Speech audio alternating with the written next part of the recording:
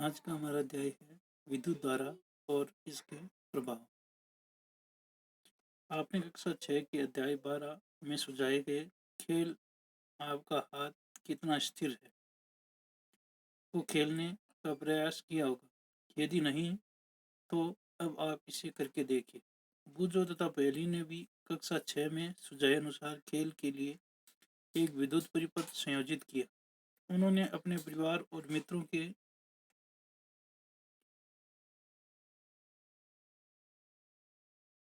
मित्रों के साथ परीक्षण करके काफी मनोरंजन किया। उन्हें इस खेल में इतना आनंद आया कि उन्होंने यह निश्चय किया कि वे दूसरे शहर में रहने वाले चचेरे भाई को इस खेल को खेलने का सुझाव देंगे।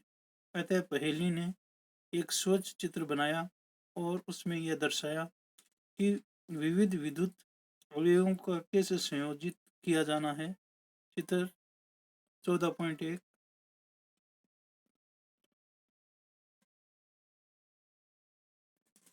यहाँ पर चित्र 14.1 में आपका हाथ कितना स्थिर है के परीक्षण की व्यवस्था की गई है, ये दिखाया गया है।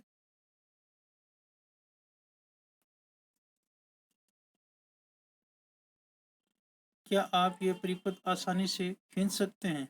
इससे बुजो ने यह जानना चाहा कि क्या इन विद्युत अवयवों को निरूपित करने का कोई आसान उपाय है।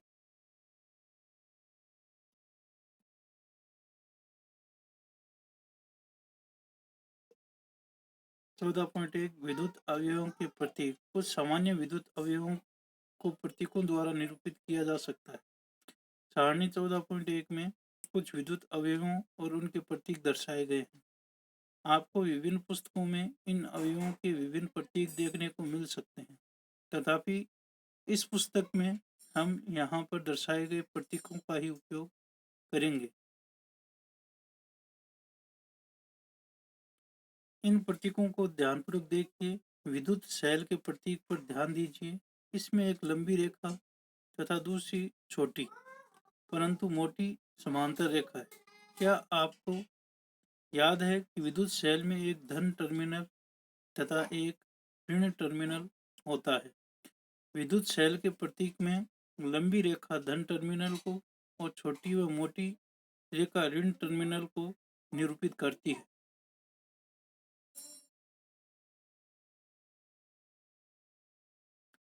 स्विच के लिए ऑन स्थिति तथा ऑफ स्थिति चित्र में दर्शाए गए प्रतीकों के अनुसार निरूपित की जाती है। परिपथ के विविध अवयवों को संयोजित करने में उपयोग होने वाले संयोजक तार रेखाओं द्वारा निरूपित किए जाते हैं। सारणी 14.1 में एक बैटरी तथा उसका प्रतीक भी दर्शाया गया है। क्या आप जानते हैं कि बैटरी क्या होती है? बैटरी के प्रतीक को ध्यान से देखिए। क्या अब आप बता सकते हैं कि बैटरी क्या हो सकती है?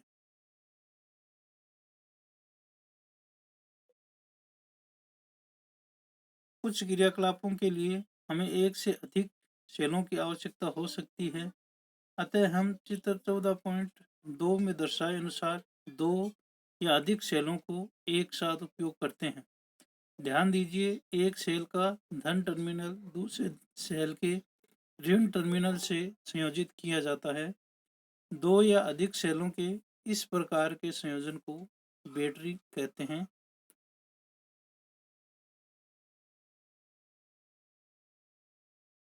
सारणी 14.1 विद्युत परिपथ के कुछ अवयवों के प्रतीक। यहाँ पर विद्युत अवयव और इधर प्रतीक दिए गए हैं। जैसे विद्युत सेल है तो विद्युत सेल का ये प्रतीक है।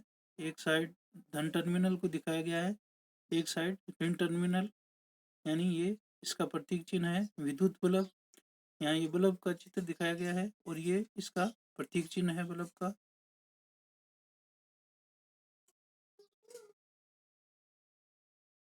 यहाँ पर स्विच ऑन स्थिति में यहाँ पर ये स्विच दिखाया गया है और ये इसका प्रतीक चिन्ह दिखाया गया है। जब स्विच ऑफ स्थिति में हो तो इस प्रकार इसका ये चित्र दिखाया गया है और ये इसका प्रतीक चिन्ह है।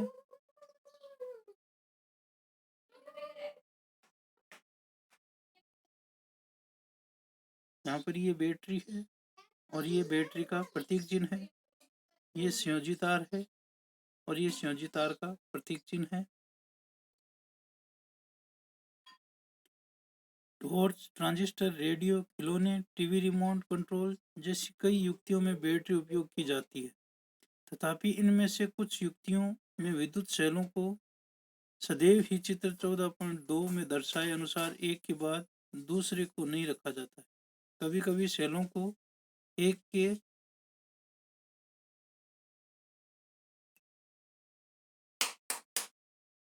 यहाँ पर चित्र 14.2 ए 2 सेलों की बैटरी को दर्शाया गया है और बी में 4 सेलों की बैटरी को दर्शाया गया है के साथ दूसरे से सटाकर रखा जाता है। तब फिर सेलों के टर्मिनलों को किस प्रकार संयोजित करते हैं? किसी भी युक्ति के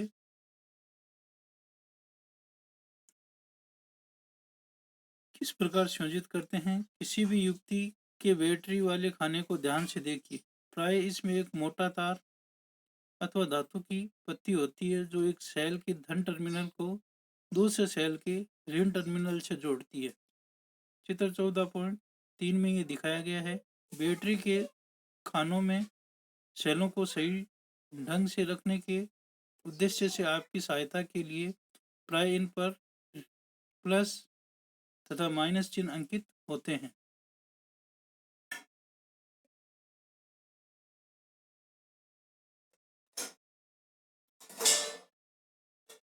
चित्र 14.3 बैटरी बनाने के लिए दो सेलों को एक साथ संयोजित करना दिखाया गया है।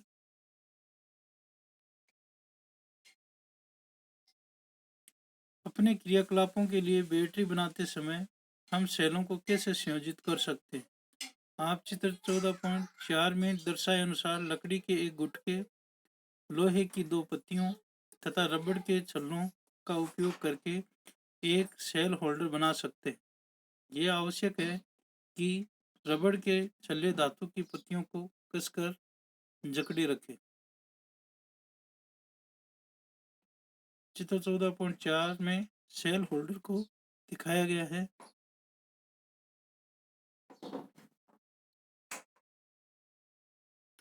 दो या अधिक सेलों की बैटरियां बनाने के लिए आप सेल होल्डर बाजार से भी खरीद सकते हैं। इनमें सेलों को उचित ढंग से इस प्रकार व्यवस्थित कीजिए कि एक सेल का धन टर्मिनल दूसरे सेल के ऋण टर्मिनल से संयोजित हो। चित्र 14.5 में दर्शाए अनुसार सेल होल्डर की धातु की दो क्लिपों में प्रत्येक के साथ तार का एक टुकड़ा संयोजित कीजिए। आपको बैटरी उपयोग के लिए तैयार है।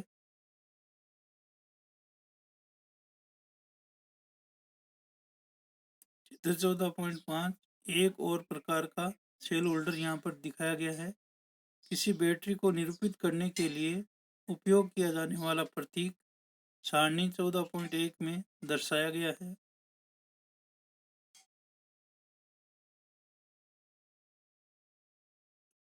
आइए अब हम सारणी 14.1 में दर्शाए गए प्रतीकों का उपयोग करके किसी विद्युत परिपथ का परिपथ आरेख खींचे।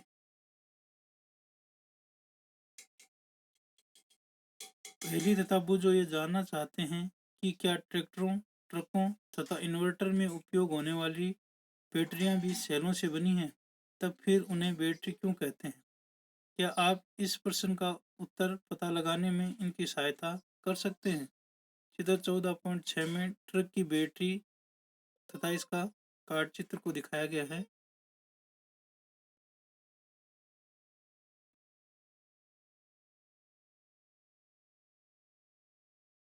क्रियाकलाप 14.1 चित्र 14.7 में दर्शाए अनुसार विद्युत परिपथ बनाइए।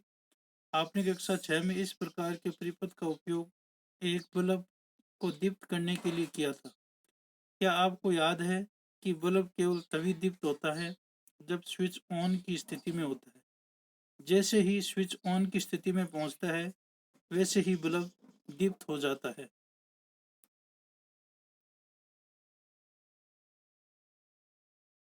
चित्र 14.7 में एक विद्युत परिपथ को दिखाया गया है।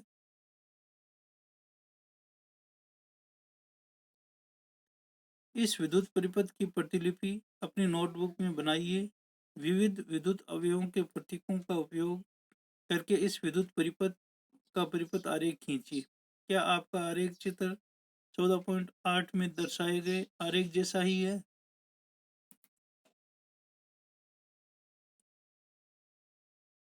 यहाँ पर चित्र 14.8 में चित्र 14.7 में दर्शाए गए विद्युत परिपथ का परिपथ आरेख इस प्रकार का दिखाया गया है।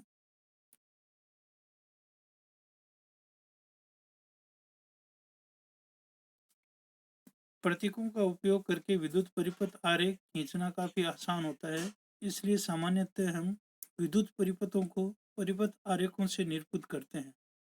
चित्र 14.9 द्वारा एक अन्य विद्युत परिपथ आरेख दर्शाया गया है। क्या यह चित्र 14.8 में दर्शाए गए परिपथ जैसा ही है? इन दोनों परिपथों में क्या अंतर है? चित्र 14.9 अन्य परिपथ आरेख को दिखाया गया है।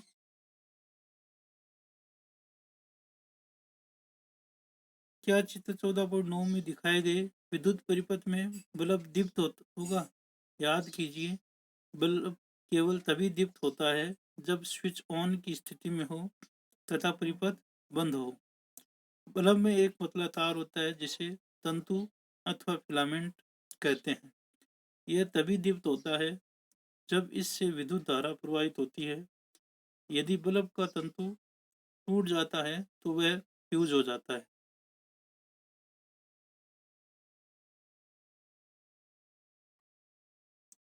ध्यान दीजिए, कुंजी अथवा स्विच को परिपथ में कहीं पर भी लगाया जा सकता है।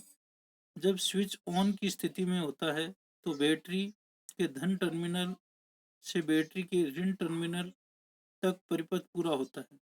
परिपथ को तब बंद कहा जाता है जब सारे परिपथ में तुरंत विद्युत धारा प्रवाहित होने लगती है।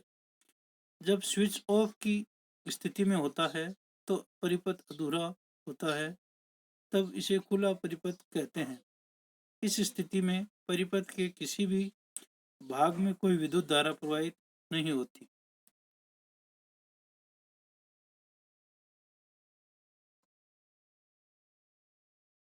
चेतावनी, विद्युत मेष में से संयोजित दीप्त विद्युत बल्ब को कभी न छुएं। यह अत्यधिक तप्त हो सकता है तथा आपका हाथ जल सकता है। विद्युत मेष, विद्युत जनित अथवा इन्वर्टर की विद्युत आपूर्ति से कभी भी छेड़छाड़ न करें। आपको विद्युत आघात लग सकता है जो घातक हो सकता है। यहाँ सुझाए गए सभी क्रियाकलाप के लिए केवल विद्युत शैलों का ही उपयोग कीजिए। यदि बल्ब का तंतु टूट जाए तो क्या तब भी परिपथ पूरा होगा? क्या तब भी बल्ब दीप्त होगा? आपने यह ध्यान दिया होगा कि दीप्त बल्ब गर्म हो जाता है। क्या आप जानते हैं ऐसा क्यों होता है? 14.2 विद्युत धारा का तापीय प्रभाव। क्रियाकलाप 14.2, एक विद्युत सेल, एक टॉर्च बल्ब, एक स्विच तथा संयोजक तार लीजिए।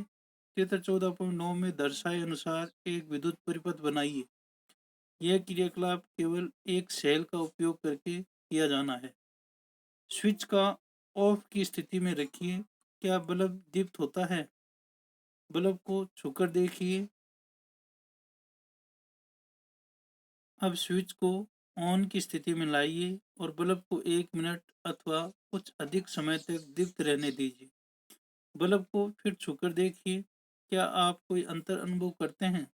स्विच को ऑफ की स्थिति में लाकर कुछ समय पश्चात फिर से बल्ब को छूकर देखिए। क्रियाकलाप 14.3, चित्र 14.10 में दर्शाए अनुसार विद्युत परिपथ बनाइए। लगभग 10 सेंटीमीटर लंबा नाइक्रोम तार का एक टुकड़ा लकड़ी से 2 किलो के बीच बांधिए। आपको नाइक्रोम का तार विद्युत संयंत्रों की मरम्मत करने वाली किसी दुकान से प्राप्त हो सकता है अथवा आप किसी विद्युत, यहाँ पर चित्र 14.10 में ये दिखाया गया है।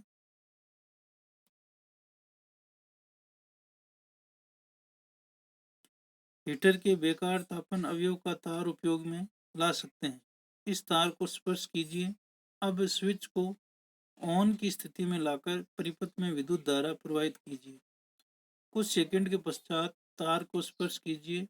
इसे अधिक समय तक पकड़े मत रखिए। परिपथ में विद्युत धारा बंद कीजिए। कुछ मिनटों के पश्चात तार को पुनः स्पर्श कीजिए। सावधान, स्विच को ऑन की स्थिति में अधिक समय तक न रखें। ऐसा करने से सेल अतिशीघ्र दुर्बल हो सकता है। जब किसी तार से कोई विद्युत धारा प्रवाहित होती है तो वह तप्त हो जाता है। इसे विद्युत धारा का तापीय प्रभाव कहते हैं। क्या आप किसी ऐसे विद्युत संयंत्र का नाम बता सकते हैं जिसमें विद्युत धारा के तापीय प्रभाव का उपयोग होता है? ऐसे संयंत्रों की एक सूची बनाइए।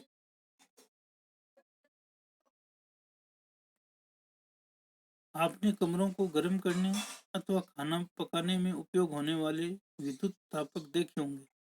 चित्र 14.11 ए। इन सभी में तारों की एक कुंडली होती है।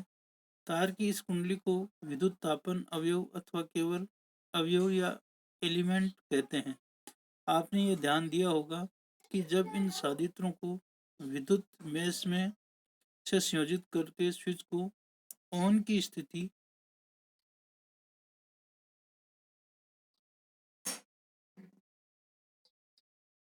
में लाते हैं तो इनके अवयव रक्त तप्त होकर ऊष्मा देने लगते हैं।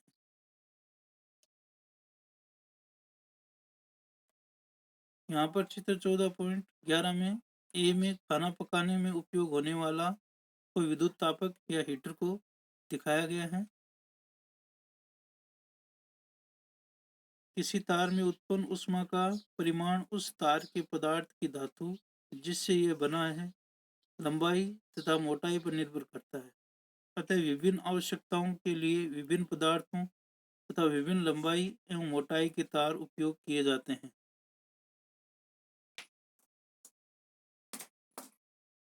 विद्युत परिपथों को जोड़ने में प्रयोग होने वाले तार संयोजी तार सामान्यतः गर्म नहीं होते।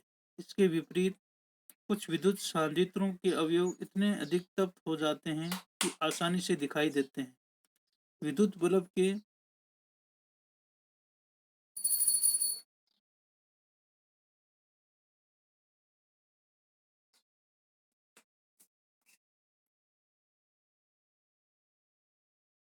बुझो विद्युत स्त्री का अवयव नहीं देख पाया। पहेली ने उसे बताया कि निमज्जन तापक या इमेशन हीटर, हॉट प्लेट, विद्युत स्त्री, गीजर, विद्युत केतली, हेयर ड्रायर जैसे विद्युत संयंत्रों में अवयव के ऊपर आवरण होता है। क्या आपने किसी विद्युत संयंत्र का अवयव देखा है? चित्र 14.11 बी में विद्युत स्त्री का तापन अवयव को दिखाया गया है।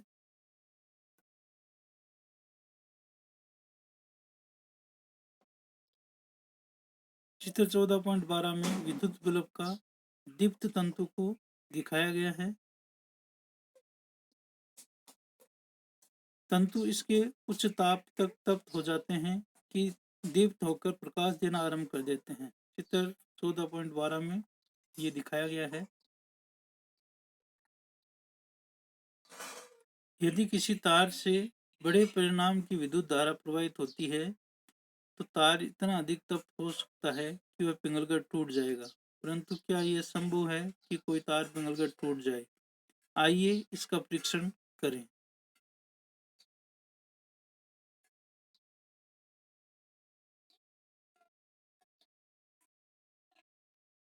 क्रियाकलाप 14.4। जिस विद्युत परिपथ का उपयोग हमने क्रियाकलाप 14.3 में किया था उसे फिर से बनाइए, परंतु इस बार सेल के स्थान पर 4 सेलों की बैटरी का उपयोग कीजिए। साथ ही नाइक्रोम तार के स्थान पर इस्पात ऊन या स्टील वूल का तार या पतली लड़ी बांधिए।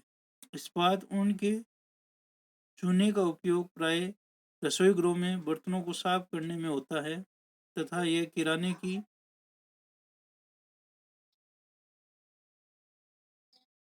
प्रकाश उत्पन्न करने के लिए ताप दीप्त बल्बों का प्राय उपयोग होता है, लेकिन यह ऊष्मा भी देता है। इसका अर्थ यह है कि प्रयुक्त विद्युत का एक भाग ऊष्मा उत्पन्न करने में व्यय होता है। यह वांछनीय नहीं है क्योंकि इसमें विद्युत की क्षति होती है। प्रतिदीप्त नलिकाएं या फ्लोरोसेंट ट्यूबलाइट तथा संहित प्रतिदीप्त लैंप सीपी इससे बेहतर दक्ष प्रकाश स्रोत है। आजकल प्रकाश उत्सर्जक डायोड एलईडी बल्बों का उपयोग बढ़ रहा है। एक निश्चित तीव्रता का प्रकाश उत्पन्न करने के लिए ताप दीप्त बल्बों, प्रतिदीप्त नलिकाओं तथा संहित प्रतिदीप्ति लैंपों की तुलना में एलईडी बल्ब विद्युत का कम उपयोग करते हैं। इस प्रकार एलईडी बल्ब बहुत ही विद्युत दक्ष हैं और इसलिए इन्हें प्राथमिकता दी जा रही है। चित्र 14.13 में विद्युत बल्ब, ट्यूबलाइट, सीएफएल और एलईडी को दिखाया गया है।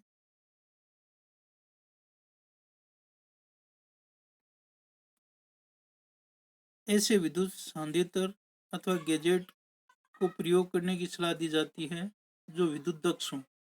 भारतीय मानक ब्यूरो नई दिल्ली उत्पादों को मानक चिन्ह प्रदान करता है जिसे मार्क कहते हैं, जो कि उत्पादों पर दिए गए विनिर्देशों की अनुरूपता का आश्वासन देता है। नोट: प्रतिदीप्त नलिकाओं तथा सीएफएल में पारे का वाष्प होता है जो कि विषैला होता है, अतः खराब प्रतिदीप्त नलिकाओं तथा सीएफएल का निपटारा सावधानी पूर्वक किया जाना चाहिए। चित्र 14.14 में विद्युत सांद्रित्रों में उपयोग होने वाला फ्यूज को दिखाया गया है।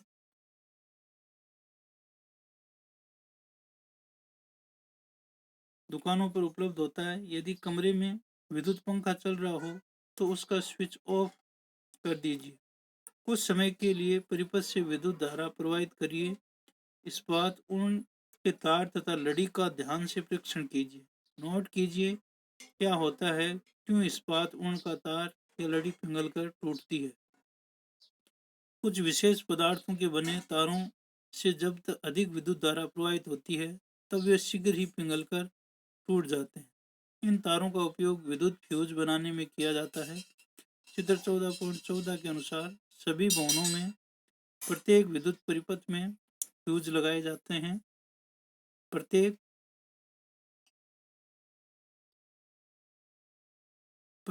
विद्युत परिपथ में से प्रवाहित की जा सकने वाली विद्युत धारा की कोई अधिकतम सीमा होती है जिसे उसमें से सुरक्षापूर्वक प्रवाहित किया जा सकता है। यदि किसी दुर्घटनावश विद्युत धारा का मान इस सुरक्षा सावधान कभी भी मुख्य परिपथ से संयोजित विद्युत फ्यूज की स्वयं जांच पड़ताल करने का प्रयास नहीं करना चाहिए। तथापि आप विद्युत परिपथों की मरम्मत करने वाली दुकान पर जाकर बेकार हो गए फ्यूजों की नए फ्यूज से तुलना कर सकते हैं।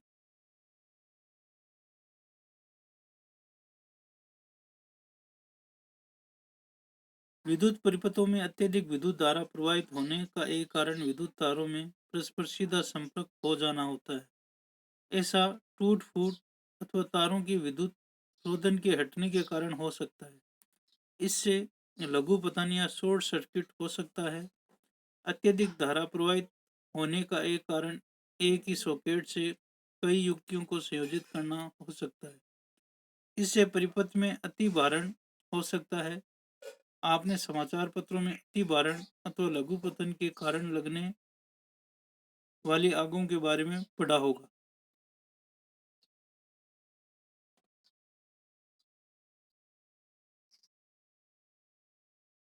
सीमा से अधिक हो जाता है तो तार अतितप्त हो सकते हैं जिससे आग लग सकती है। यदि परिपथ में उचित फ्यूज लगा है तो वह पिघल जाएगा जिससे परिपथ टूट जाएगा। अतः फ्यूज सुरक्षा युक्ति है जो विद्युत परिपथ की क्षति तथा संभावित आग के प्रति सुरक्षा प्रदान करता है।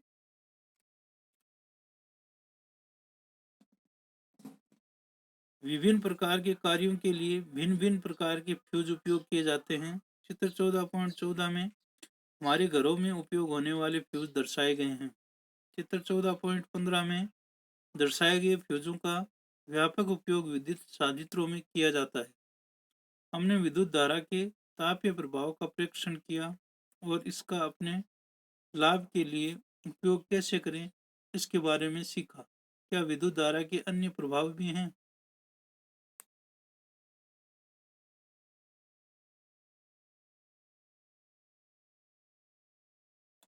चित्र 14.15 विद्युत फ्यूज तथा फ्यूज होल्डर को दिखाया गया है।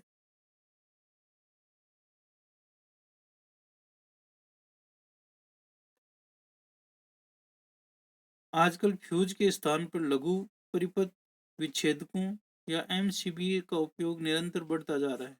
जब किसी परिपथ में विद्युत धारा सुरक्षा सीमा से अधिक हो जाती है तो ऐसे स्विच होते हैं जो स्वतः ही ऑफ हो जाते हैं। आप इन्हें फिर से ऑन कर दें तो परिपथ पुनः पूरा हो जाता है। डब्बे पर आईएसआई चिन्ह अवश्य देखें। चित्र 14.16 में लघु परिपथ विच्छेदक को दिखाया गया है।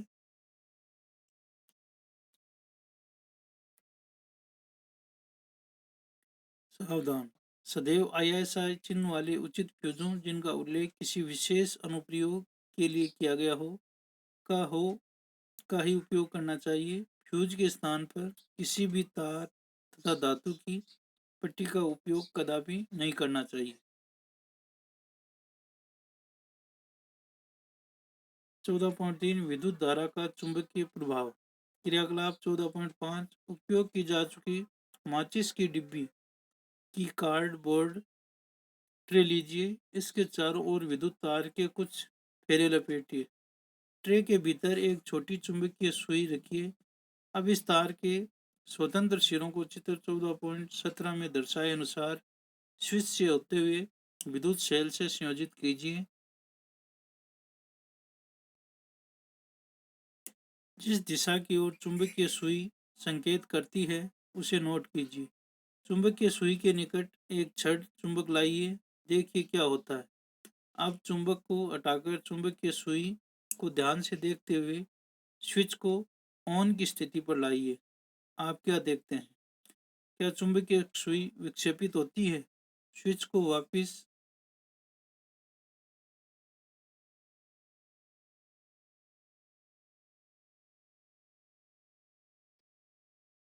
यहाँ पर चित्र 14.17 में विद्युत धारा का चुंबकीय सुई का प्रभाव को दिखाया गया है।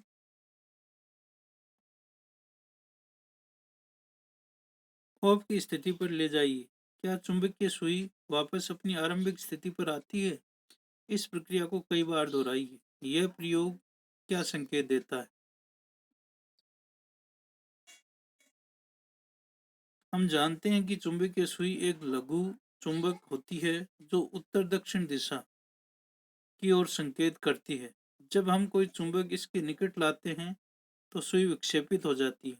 हमने यह भी देखा कि जब चुंबकीय सुई के निकट रखे तार में विद्युत धारा प्रवाहित होती है तब भी सुई विक्षेपित होती है। क्या आप इन दोनों प्रेक्षणों में कोई संबंध स्थापित कर सकते हैं? क्या किसी तार में विद्युत धारा प्रवाहित करने पर वह तार चुंबक की भांति व्यवहार करता है? यहाँ पर चित्र 14.8 में हैंस क्रिश्चियन ओस्टेंड को दिखाया गया है का चित्र दिखाया गया है। इसी प्रकार के प्रेक्षण ने हैंस क्रिश्चियन ओस्टेंड नामक वैज्ञानिक को भी आश्चर्यचकित किया। चित्र 14.8 में वे ऐसे पहले व्यक्ति थे जिन्होंने यह देखा कि जब भी किसी तार से विद्युत धारा प्रवाहित होती है तो उसके पास रखी चुंबकीय सुई में विक्षेप होता है। अतः जब किसी तार से विद्युत धारा प्रवाहित होती है तो वह चुंबक की भांति व्यवहार करता है। इसे विद्युत धारा का चुंबकीय प्रभाव कहते हैं। वास्तव में विद्युत धारा का उपयोग चुंबकों के निर्माण में किया जाता है। क्या यह आपको आश्चर्यजनक नहीं लगता? आइए इसे करके देखते हैं।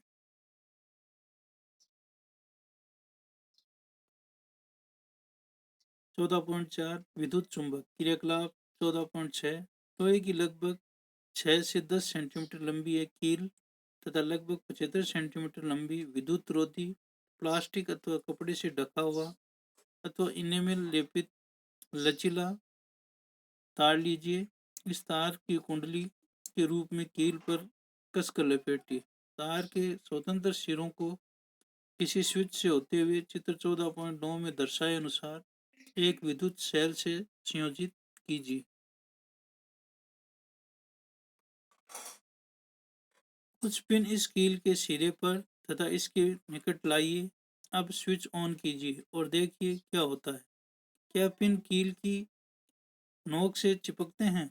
स्विच ऑफ कीजिए। क्या पिन अब भी कील के सिरे से चिपके हैं? यहाँ पर चित्र 14.9 को 19 में विद्युत चुंबक को दिखाया गया है।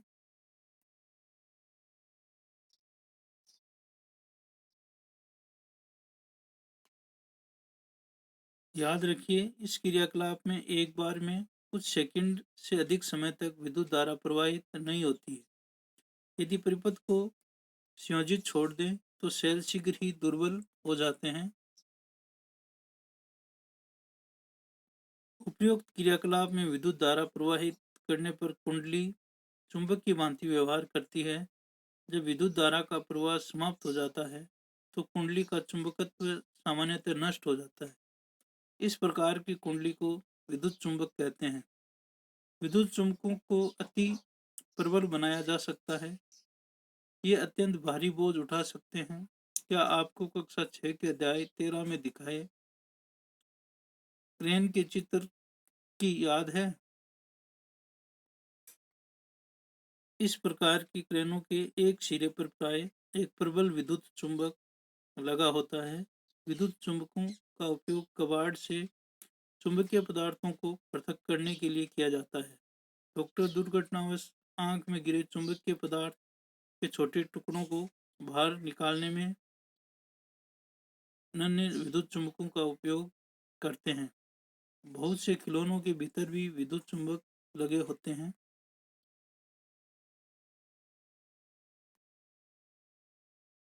14.5 विद्युत घंटी। हम सभी विद्युत घंटी से भली भांति परिचित हैं। इसमें एक विद्युत चुंबक होता है। आइए देखें विद्युत घंटी कैसे कार्य करती है। चित्र 14.20 में एक विद्युत घंटी का विद्युत परिपथ दर्शाया गया है। इसमें लोहे के टुकड़े पर तांबे के तार की कुंडली लपेटी होती है। विद्युत चुंबक के निकट लोहे की एक पत्ती लगी होती है जिसके एक सिरे से हथौड़ा जुड़ा होता है। लोहे की पत्ती के समीप एक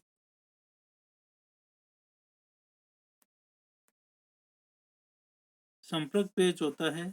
जब लोहे की पत्ती इस पेच के संपर्क में आती है तो विद्युत परिपथ पूरा हो जाता है तथा कुंडली से विद्युत धारा प्रवाहित होती है जिससे वह विद्युत चुंबक बन जाती है। तब यह लोहे की पत्ती यहाँ पर चित्र 14.20 में विद्युत घंटी का मॉडल और उसका परिपथ दिखाया गया है।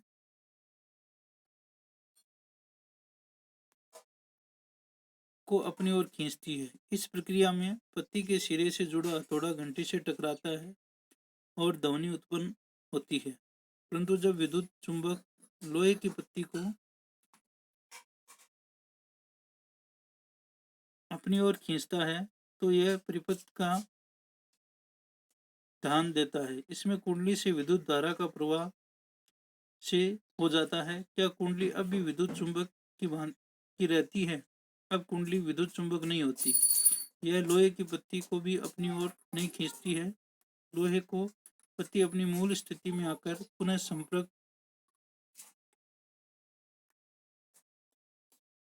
संपर्क पेज से स्पर्श करती है। इससे परिपथ फिर से पूरा हो जाता है। कुंडली में पुनः विद्युत धारा प्रवाहित होती है तथा हथौड़ा पुनः घंटी से टक्कर मारता है। यह प्रक्रिया अति शीघ्रता से दोहराई जाती है। हर बार परिपथ पूरा होने पर हथौड़ा घंटी से टकराता है और इस प्रकार विद्युत घंटी बजती है। इस तरह से हमारा ये अध्याय कंप्लीट हो चुका है।